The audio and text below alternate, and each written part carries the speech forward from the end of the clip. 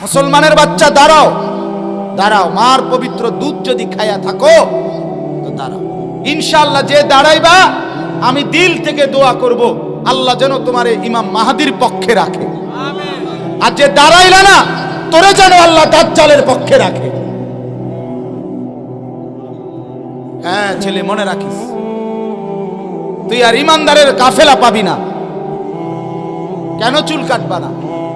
তুমি মুসলমানের ঘরে জন্ম নাও নাই? দোস্ত আমার, হাস্য রসিকতা করে কেউ দাঁড়ানোর দরকার নেই। আমি কোনো তোমার কাছে ভিক্ষা চাইতেছি না, তোমার আখেরাত চাচ্ছি। নাকি আমার আখেরাত না তোমার আখেরাত? বলো ভাই, তোমার আখেরাত, তোমার ভালো চাচ্ছি, তোমার কল্যাণ চাইলাম, তোমার উপকার চাইলাম। তোমাদের কাছে আমার হাত জোর করেও। ইসলাম অশ্লীলতাকে রোধ করে ভাইয়া। আমরা মুসলমান, আমাদের থেকে মানুষ শিখবে। যুবক ভাইয়া, আমাদের থেকে মানুষ শিখবে। তোমার চুলের কাটিং অন্যরা শিখবে, তুমি কেন অন্যের কাটিং? তোমার জামা থেকে অন্যরা জামা পরা শিখবে। তোমার কথা থেকে, লেবাস থেকে, পোশাক থেকে, আচরণ থেকে অন্যরা শিখার কথা। আজ তুমি কেন সারাক্ষণ তাকাইয়া থাকো কাফেরের দিকে? কাফেরের হাসি তোমার পছন্দ, কাফেরের চুল তোমার পছন্দ, কাফেরের পরনের জামা প্যান্ট সব তোমার পছন্দ। তো তোমার ধর্মের রইল কি বাপ? তুমি তোমার ধর্ম ছেড়ে দিচ্ছ না কেন? তুমি ভোটার আইডি কার্ডের মধ্যে ধর্মের পাশে ইসলাম কেন লিখলা ভাইয়া? বলো না বাবা। এই মিথ্যাবাদী, কেন লিখলি? জন্ম নিবন্ধন সনদের মধ্যে ধর্মের পাশে ইসলাম কেন লিখলি? মিথ্যুক। আজকে সারা দিনে যারা এক ওয়াক্ত নামাজ পড়ো নাই, একটা সেজদা যার কপালে নাই, তুমি মিথ্যাবাদী, তুমি ডাকাত, অসভ্য, জানোয়ার। তুমি লিখলা কেন ভোটার আইডি কার্ডে তোমার ধর্ম ইসলাম? তুমি যদি মুসলমানের বাচ্চা হও তো তোমার উপরে নামাজ ফরজ না? ওই ছেলেরা বলো না কেন? বলো ছেলেরা, বলো তো নামাজ পড়লে না কেন? ওই ছেলে বেহায়ার মতো হাসে, ওই অপদার্থ, হেতে হেতের গায়ে হেলান দিয়া ঠেলা দিয়ে হাসে। হেতে সুন্দর লাগতে আছে যে আমার এই তো গয় আসে। তুমি কি মনে করছো আমি ছেড়ে দেবো বেটা? সিদ্ধান্ত নিয়েই বইছি, নিয়ত করে বসি। এখন জেনে কইছি একবারে শুই, আর যাতে না আইন লাগে, আর লাগতো না। আমি একবারে চিন্তা করছি যে একবারে আসছি, একবারে বলে দিই, কিন্তু ভয়ের কিছু নেই, তোমাদেরও কিছু। কেন নামাজ পড়লা না বাপ? বলো, বলো ভাইয়া, বলো। আজকে তারা এসার নামাজ পড়েন না, একটা ওয়াক্ত নামাজ পড়েন। আপনারা বাবারা, অনেক বাবা আছেন এখানে এখানে চেয়ারে, আপনাদের ছেলে কেমনে ঘুমাবে বাপ? আপনারা মেনে নিবেন কেমন? বেনামাজি সন্তান এক ওয়াক্ত নামাজ পড়ে না, কোনোদিন ফজরের নামাজ পড়ে না, এত বড় অসভ্য জঙ্গলি আপনার ঘরে কেমনে ঘুমায়? আপনি কাঁদেন না কেন? আপনি চিৎকার করেন না কেন? আপনি হাহাকার করেন না কেন? আপনার চোখ দিয়ে পানি পড়ে না? সে মা কাঁদে না কেন? যে মায়ের সন্তান চেহারা সুরতে বেঈমানের মতো। কি ও বাপ, আমরা এইভাবে হেরে গেলাম কেন? মানে আমাদের ধর্মের ত্রুটিটা কোথায়? ও চাচা, কোন না কেন? আমাদের কোরআন কি ভুল প্রমাণিত হয়েছে? আমাদের আল্লাহ নাই, আমাদের রসুল মদিনায় নাই, আমাদের কোনো হাদিস নাই, আমাদের কোনো ধর্ম নাই, তো আমরা হেরে গেলাম কেন? ওই বাপ, তোমরা বলো আমরা হেরে গেলাম কেন? আমার ধর্ম তোমার পছন্দ হয় না কেন? আল্লাহর কোরআন তোমার ভালো লাগলো না কেন? রাসূলুল্লাহর সুন্নাত তোমার ভালো লাগলো না কেন? দাড়িটা পছন্দ হলো না কেন? দাড়িবিহীন বাবারা বলেন, ও ভাই বলেন, রাসূলুল্লাহর দাড়ি আপনার পছন্দ হলো না কেন? নবীর চাইতে সৌন্দর্যময় আর কে ছিল আপনার কাছে জানা? রাসূলুল্লাহ সাল্লাল্লাহু আলাইহি সাল্লামের চাইতে সুন্দর কায়নাতের ভিতরে, আল্লাহর কোটি কোটি মাখলুকাতের ভিতরে তার চাইতে সুন্দর কে? ওয়া আহসানু মিনকা লাম তারা কাত্তু আইনি ওয়া আজমালু মিনকা লাম তালিদিন নিসাউ। রাসূলুল্লাহর বিখ্যাত সাহাবী হাসান ইবনে সাবিত রাদিয়াল্লাহু তাআলা আনহু নবীজির সামনে দাঁড়িয়ে একদিন সরাসরি মিম্বরের উপরে উঠে বললেন, ইয়া রাসূলুল্লাহ, আমি হাসান আপনার চাইতে সুন্দর এই দুই নয়নে আর কোনোদিন কাউকে দেখি নাই। ওয়া আজমালু মিনকা লাম তালিদিন নিসাউ। হাসান ইবনে সাবিত এর পরের লাইনে বলেন, নবী, আপনার মতো সুন্দর কাউকে কেন দেখি নাই জানেন কিনা দোস্ত, আমার বন্ধু, আমার নবী, কেন আপনার মতো সুন্দর দেখি নাই?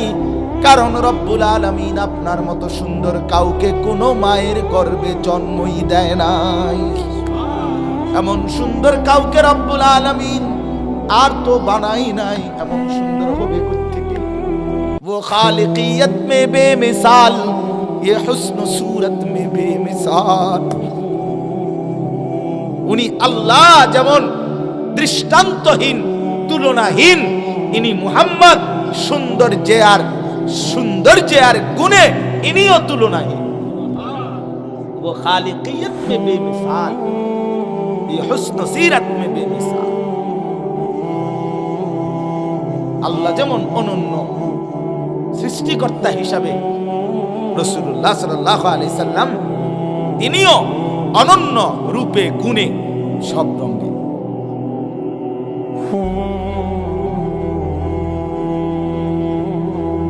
কার চুলে কার মতো দাঁড়াইয়া যে পেশাব করো, কাকে দেখে শিখলা? বন্ধু বলো, মানুষ বুঝি এইভাবে আল্লাহকে ভুলে যায়? মানুষ বুঝি এইভাবে সারাদিন মোবাইল টিপে এটি বুঝি কথা? এটি কোনো সুস্থ স্বাভাবিক কথা? মানুষ বুঝি সারাদিন বেড়ি চায়। এত বেড়ি চাইয়া করবা কি ভাইয়া? এত বেড়ির দরকারটা কি তোমার? কয় হাজার মহিলা হইলে তোমার সারব? কত নর্তকী দরকার তোমার?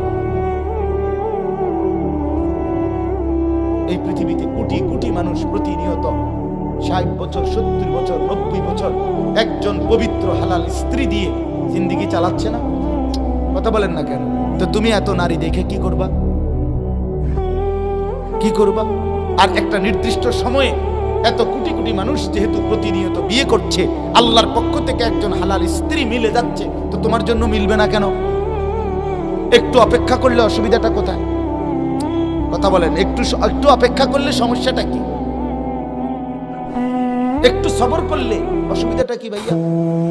তুমি যদি একটু চরিত্রটা হেফাজত করো, বিনিময়ে যদি একজন পবিত্র স্ত্রী পাও, খোদার কসম দুনিয়াটা জান্নাত হয়ে যাবে।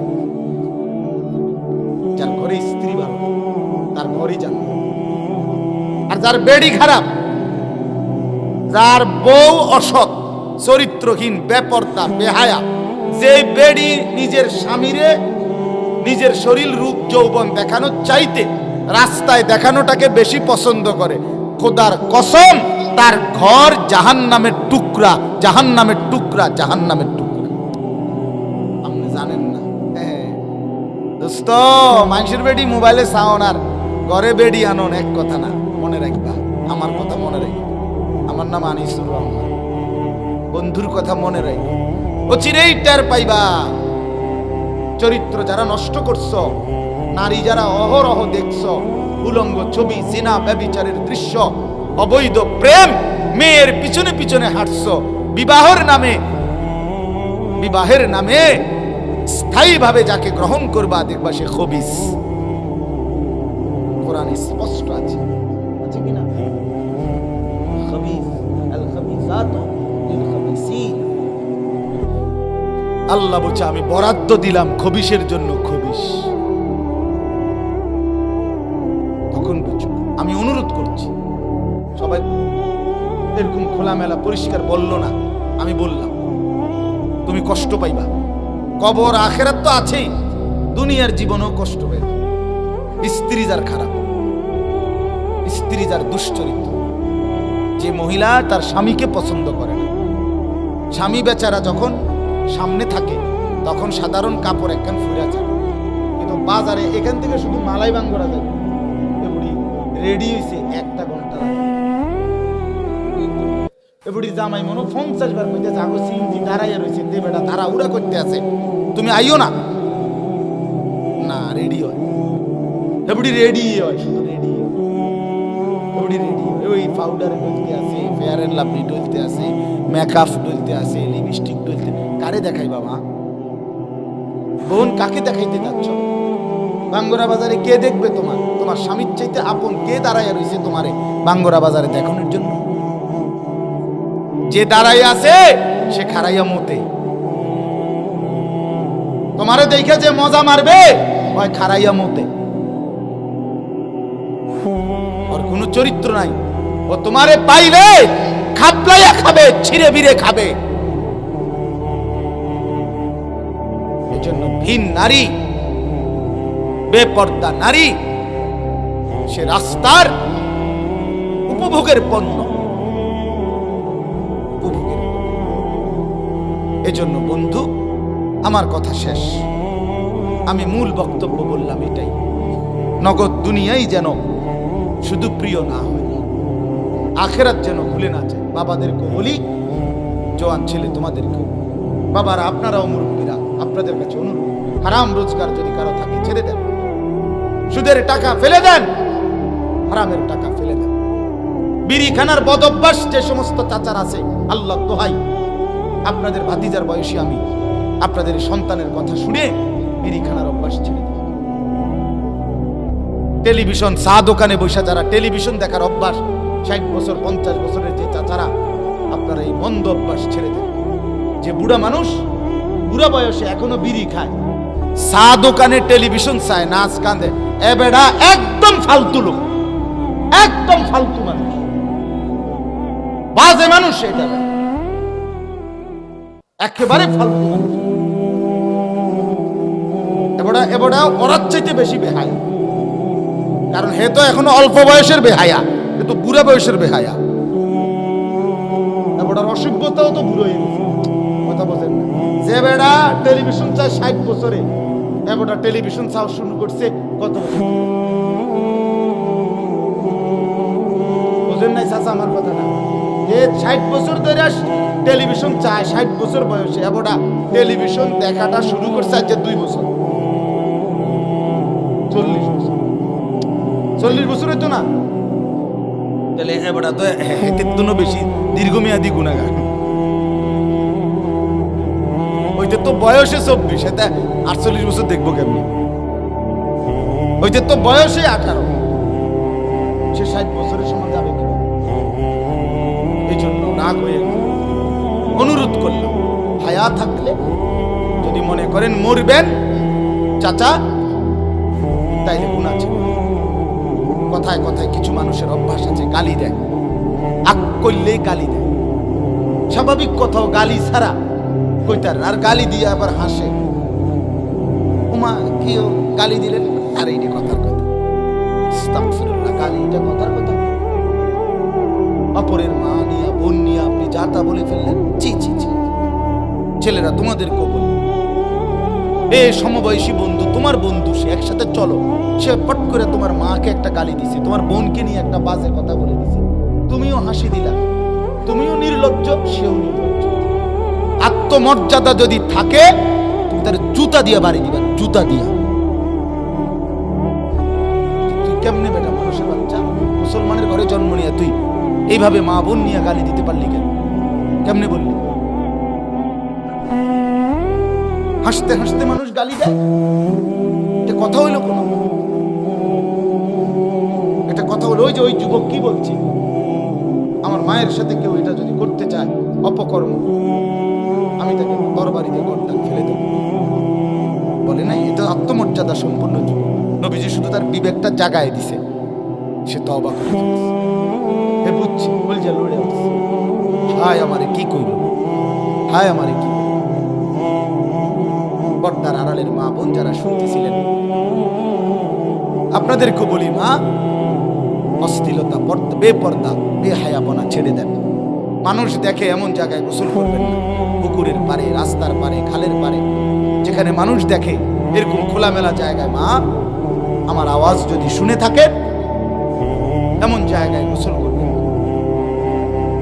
বিনা কারণে একান্ত প্রয়োজন ছাড়া ঘর থেকে বের হওয়ারই কোনো দরকার নেই।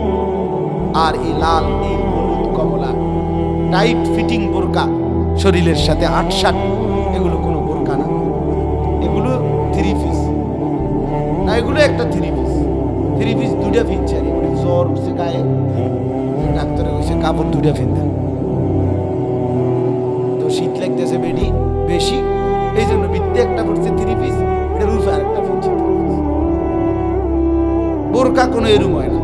বোরকা হলুদ, কমলা, লাল, নীল, টিয়া, বেগুনি, আকাশি, এত সম্ভব বোরকা হবে কালো। বোরকা হবে কিরকম? রাসূলুল্লাহর স্ত্রী আয়েশা রাদিয়াল্লাহু তাআলা আনহা বলেন, নবীজির জামানায় মহিলাদের বোরকা পরা হাঁটা দেখলে মনে হইতো